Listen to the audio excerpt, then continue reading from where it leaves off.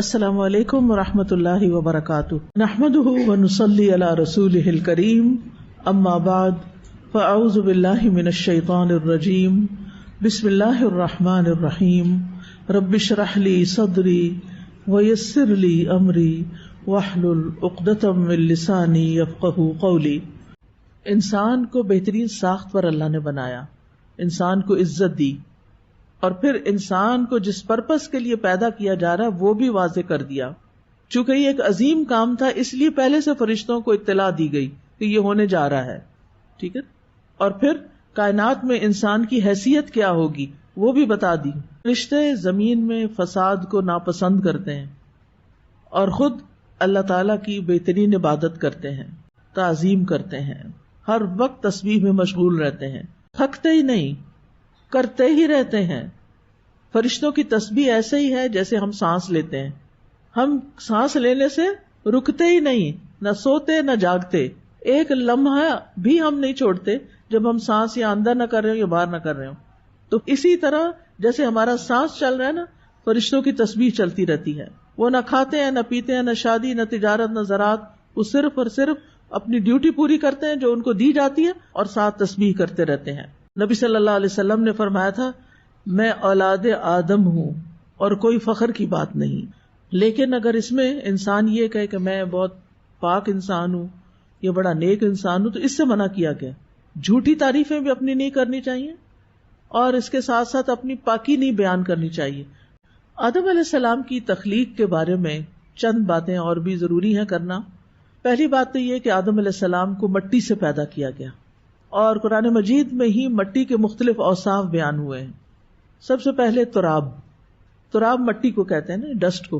شیخ عیسیٰ علیہ السلام کی مثال اللہ کے نزدیک آدم کی مثال کی طرح ہے کہ اسے تھوڑی سی مٹی سے بنایا، پھر اسے فرمایا ہو جا تو وہ ہو گیا۔ تو آدم علیہ السلام کیسے پیدا ہوئے؟ مٹی سے پیدا ہوئے، لیکن کلمہ کن بھی۔ اور حدیث سے پتہ چلتا ہے کہ اللہ تعالیٰ نے ان کا ڈھانچہ اپنے ہاتھ سے بنایا تھا، ٹھیک ہے۔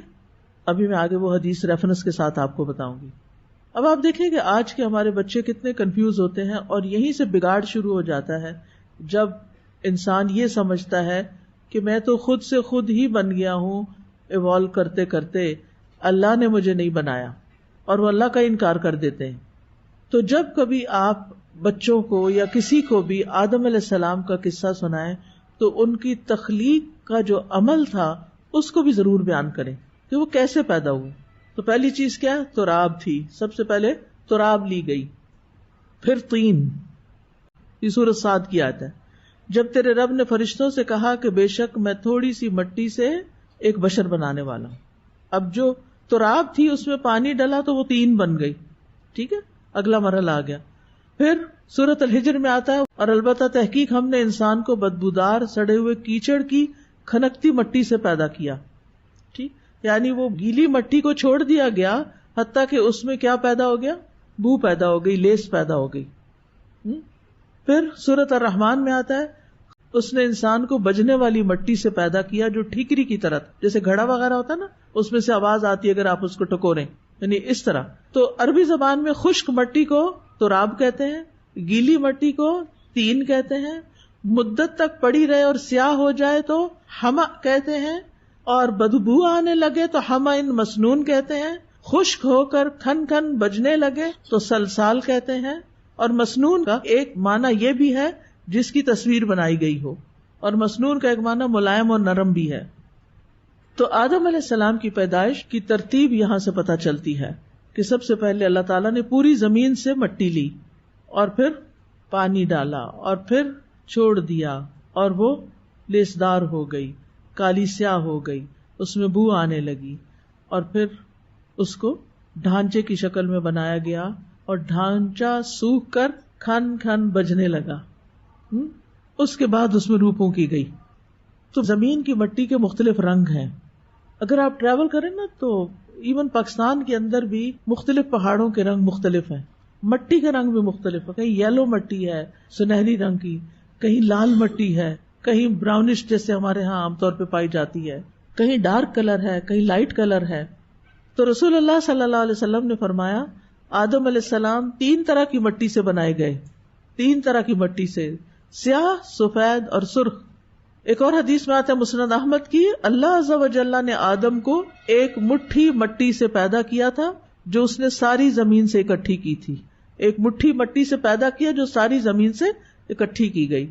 یہی وجہ ہے کہ بنی آدم زمین ہی کی طرح ہیں، کچھ سفید ہیں، کچھ سرخ ہیں، کچھ سیاہ فام ہیں، کچھ اس کے درمیان. اس طرح کچھ خبیث ہیں، کچھ عمدہ ہیں، کچھ نرم ہیں، کچھ غمگین ہیں اور کچھ ان کے درمیان، یعنی مزاج کے اعتبار سے بھی فرق ہے ان میں.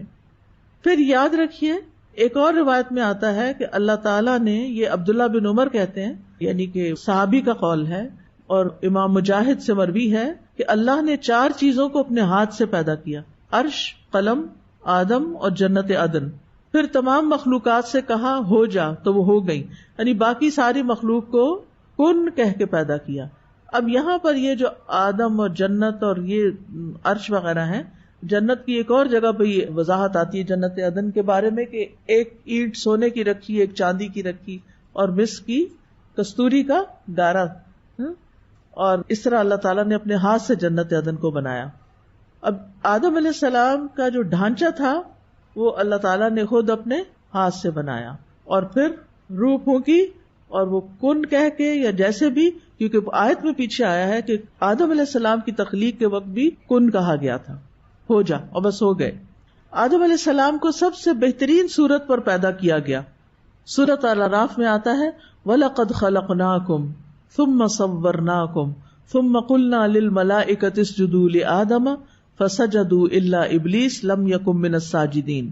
اور یقیناً ہم نے تمہیں پیدا کیا، پھر ہم نے ہی تمہاری صورت بنائی، پھر ہم نے فرشتوں سے کہا کہ آدم کو سجدہ کرو تو سب نے سجدہ کیا سوائے ابلیس کے، وہ سجدہ کرنے والوں میں نہ ہوا. تو خلقناکم ثم صورناکم، اللہ تعالیٰ نے آدم علیہ السلام کی تخلیق کو اپنی طرف منسوب کیا ہے. ٹھیک ہے. حدیث میں آتا ہے، مسند احمد کی روایت ہے، اللہ تعالیٰ نے آدم علیہ السلام کو اپنی صورت پر پیدا کیا. علی صورت ہی، اس کے 2 معنی ہیں، یعنی آدم علیہ السلام کو ان کی جو شکل اللہ نے سوچی تھی اس کے مطابق پیدا کیا، یعنی آدم علیہ السلام کی صورت پر پیدا کیا. یہ وہی صورت تھی جو ان کی پیدائش سے لے کر موت تک تھی، ان کے قد و قامت میں کوئی فرق نہیں آیا، یعنی اور لوگوں کے برعکس ان کی حالت تبدیل نہیں ہوئی، کیونکہ آدم علیہ السلام کے علاوہ باقی لوگ پہلے نطفہ ہوتے ہیں، پھر جمع ہوا خون، پھر گوشت کا ٹکڑا بنتے ہیں، پھر ماں کے شکم میں جنین یعنی حمل کی صورت میں ہوتے ہیں، پھر پیدائش کے بعد پہلے بچے بنتے ہیں، پھر جوان مرد بن جاتے ہیں، پھر ان کی جسامت مکمل ہوتی، پھر بڑھاپے کی طرف جاتے ہیں. آدم علیہ السلام جیسے بنے تھے ڈے 1 پہ، وہ بچے نہیں تھے، بچے کی شکل میں نہیں پیدا کیا بلکہ جوان مرد کی شکل میں پیدا کیا، اور وہ موت تک ایسے ہی رہے. ٹھیک ہے. دوسرا یہ بھی کہا گیا ہے کہ صورت ہی کی ضمیر اللہ تعالیٰ کی طرف لوٹتی ہے، اور اس میں جمہور اہل سنت کا یہ قول ہے کہ اللہ تعالیٰ نے آدم علیہ السلام کو اپنی صورت پہ پیدا کیا. اب صورت کا مطلب اللہ تعالیٰ جیسے نہیں پیدا کیا، سمجھ آئیے، لیسا کمثلہ شیء، یعنی آدم اللہ تعالیٰ کی طرح نہیں تھے، بلکہ اس کی شرح وہ یہ بیان کرتے ہیں کہ اللہ سننے والا، دیکھنے والا، کلام کرنے والا ہے، یعنی جیسے اس کی شان کے لائق ہے. تو اس کا مطلب یہ ہے کہ انسان کے اندر بھی اللہ نے سماعت رکھی، بصارت رکھی، لیکن وہ اللہ کی طرح نہیں ہے، یعنی اللہ تعالیٰ نے انسان کو بھی کچھ ایسی کوالٹیز دی. ٹھیک ہے. اس کا یہ مطلب نہیں کہ انسان کا چہرہ اللہ تعالیٰ کے چہرے کی طرح ہے، کہ انسان کی سماعت اللہ کی طرح، ایسا نہیں ہے اس کا معنی. پھر یہ کہ آدم علیہ السلام کا قد بہت لمبا تھا. کتنا تھا؟ 60 گز. یس. قیامت کے دن جب لوگ جنت میں داخل ہوں گے تو وہاں ان سب کا قد بھی اتنا ہو جائے گا. صحیح بخاری کی حدیث ہے، جو کوئی بھی جنت میں داخل ہوگا وہ آدم علیہ السلام کی شکل اور قامت پر ہوگا. آدم علیہ السلام کے بعد انسانوں میں اب تک قد چھوٹے ہوتے رہے ہیں. آدم علیہ السلام کو جمعے کے دن پیدا کیا گیا، دیگر مخلوقات کو جمعہ کے دن عصر کے بعد پیدا کیا گیا. اب آپ دیکھیے کہ آدم علیہ السلام کو باقی ساری مخلوقات کے بعد پیدا کیا گیا.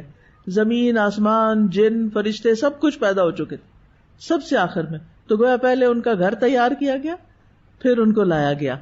اور یہ تخلیق کائنات کا نچوڑ ہے اور سب سے بہترین چیز ہے. انسان عقل، شکل، سماعت، بصارت، ہر اعتبار سے باقی تمام مخلوقات پر فضیلت رکھتا ہے، اور یہی اس کو عزت بخشی گئی ہے. اور یہ بھی کہا جاتا ہے کہ باقی مخلوقات انسان کے لیے بنی ہے، ٹھیک ہے، انسان کی خدمت کے لیے. تو سب سے آخر میں کیوں بنایا؟ اس کی حکمت یہ بتائی جاتی ہے کہ ساری چیزیں بنانے کے بعد سب سے بہترین چیز بنائی گئی تاکہ ان سب سے کمپیئر کیا جائے کہ کوئی بھی ان جیسا نہیں ہے، وہ سب سے بہترین ہے. جیسے اللہ نے کتابوں میں سب سے افضل کتاب، نبیوں میں سب سے افضل نبی، امتوں میں سب سے افضل امت سب سے آخر میں رکھی. ٹھیک ہے.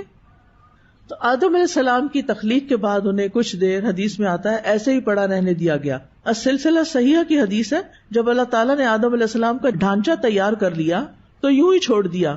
ابلیس اس کے ارد گرد گھوم کر اسے دیکھنے لگ گیا. جب اس نے دیکھا کہ یہ اندر سے خالی ہے، کہا میں اس کے مقابلے میں کامیاب ہو جاؤں گا. یہ ایسی مخلوق ہے جو خود پہ قابو نہیں پا سکے گی. بہرحال اس ڈھانچے میں پھر اللہ نے اپنی روح پھونکی. سورۃ الحجر میں فَإِذَا سَوَّيْتُهُ وَنَفَخْتُ فِيهِ مِن رُوحِي فَقَعُوا لَهُ سَاجِدِينَ. جب میں اسے درست کر لوں اور اس میں اپنی روح سے پھونک دوں تو تم سب اس کے آگے سجدہ کرنا. اب یہ نفخت فیہ من روحی، اپنی روح میں سے اللہ نے اپنی طرف منسوب کیا. یہ اضافت تشریفی ہے، عزت دینے کی نسبت ہے. اس کا یہ مطلب نہیں کہ اللہ کے روح کا کوئی حصہ ہے ہم، اس طرح تو شرک ہو جاتا ہے. ٹھیک ہے، کیونکہ اللہ کی طرح تو کوئی چیز نہیں، اور ہر چیز اللہ ہی کی ہے نا. زمین اللہ کی، آسمان اللہ کا، روح بھی اللہ کی، اور اس میں سے اللہ تعالیٰ نے انسان کے اندر پھونکا. سورۃ سجدہ میں آتا ہے ثم سواہ ونفخ فیہ من روحہ، اللہ نے اسے درست کیا اور اس میں اپنی ایک روح پھونکی. جب اللہ تعالیٰ نے آدم علیہ السلام میں روح پھونکی تو حدیث میں آتا ہے وہ ان کے سر تک پہنچی تو وہ چھینکے اور الحمدللہ رب العالمین کہا. اللہ تعالیٰ نے جواباً یرحمک اللہ کہا. اور پھر یہی ہمارے لیے بھی حکم ہے، اس لیے اس میں بخل نہ کریں. اور پھر یہ بھی ہے کہ یہ انہیں الہام کیا گیا تھا کہ وہ الحمدللہ کہیں چھینک آنے پر. اور مخلوق کی تخلیق کے وقت اللہ تعالیٰ نے اپنی کتاب میں لکھا تھا ان رحمتی تغلب غضبی، میری رحمت میرے غضب پر حاوی ہے. آدم علیہ السلام کو پیدا کرنے کے بعد فرشتوں کے پاس بھیجا گیا تھا کہ ان کو سلام کرو، اور جو وہ جواب دے اسے غور سے سنو، وہی تمہارا اور تمہاری اولاد کا سلام ہوگا. تو آدم علیہ السلام نے فرشتوں کے پاس جا کر السلام علیکم کہا. انہوں نے کہا السلام علیکہ ورحمۃ اللہ. یہ رحمت اللہ کا لفظ فرشتوں نے اپنے پاس سے ایڈ کیا. پھر یہ کہ آدم علیہ السلام سے ہی ان کی بیوی کو پیدا کیا گیا. یا ایھا الناس اتقوا ربکم الذی خلقکم من نفس واحدۃ وخلق منها زوجہا. اے لوگو ڈرو اپنے رب سے جس نے تمہیں ایک جان سے پیدا کیا اور اسی سے اس کا جوڑا بنایا. ٹھیک ہے. حدیث میں آتا ہے جب اللہ تعالیٰ نے آدم علیہ السلام کو پیدا کیا تو انہیں مٹی اور پانی سے پیدا کیا اور حوا علیہ السلام کو ان کی چھوٹی پسلی سے پیدا کیا. پھر آدم علیہ السلام سے تمام انسانوں کی تخلیق ہوتی ہے. وَهُوَ الَّذِي أَنشَأَكُم مِّن نَّفْسٍ وَاحِدَةٍ. پھر یہ بات بھی یاد رکھیے کہ قیامت تک آنے والی تمام روحیں پیدا کر دی گئی ہیں. یہ سنن ترمذی کی روایت ہے. روحیں لشکر کی طرح ہیں، جس نے وہاں ایک دوسرے کو پہچانا یہاں آ کے بھی پہچانتا ہے اور ایک دوسرے سے محبت کرتے ہیں، اور جو وہاں نہیں پہچان سکی وہ یہاں بھی ایک دوسرے سے بیگانہ رہتی ہیں. یہ بات بھی یاد رکھیے کہ آدم علیہ السلام سے نیک اور بری روحیں نکلی. اور پھر یہ ہے کہ اللہ تعالیٰ نے اپنی مخلوق کو اندھیرے میں پیدا کیا، پھر اسی دن ان پر نور ڈالا. جس پہ وہ نور پڑ گیا وہ ہدایت پا گیا، جسے وہ نور نہ ملا وہ گمراہ ہو گیا. پھر یہ کہ سب انسان آدم کی اولاد ہیں، لہٰذا کیا کرنا چاہیے؟ سب کے ساتھ اچھا معاملہ، کسی کو جانتے ہو یا نہ جانتے ہو سلام کرتے جایا کریں. آدم علیہ السلام کو ان کی تمام اولاد دکھائی گئی. اللہ تعالیٰ نے اولاد آدم سے عہد بھی لیا تھا. وہ عہد کون سا تھا؟ عہد الست. آج کے لیے اتنا ہی کافی ہے. یہ آدم علیہ السلام کی تخلیق سے متعلق بات ہے کہ کس طرح پیدا ہوئے. جزاکم اللہ خیرا. سبحانک اللہم وبحمدک اشہد ان لا الہ الا انت استغفرک واتوب الیک. السلام علیکم ورحمۃ اللہ وبرکاتہ.